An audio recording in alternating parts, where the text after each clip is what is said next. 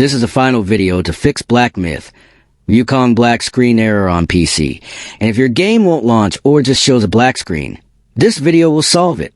Are you facing the problem where Black Myth Wukong starts, but nothing appears on your monitor no matter how many times you try? This usually happens because of outdated graphics drivers, missing game files, or conflicts with system settings that block the display.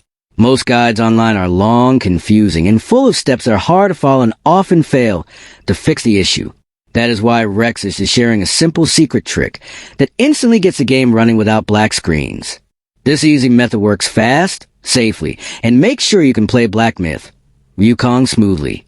If you want a full step-by-step tutorial showing exactly how to fix it, comment below and tell DirectX, and you can finally enjoy the game without any launch problems.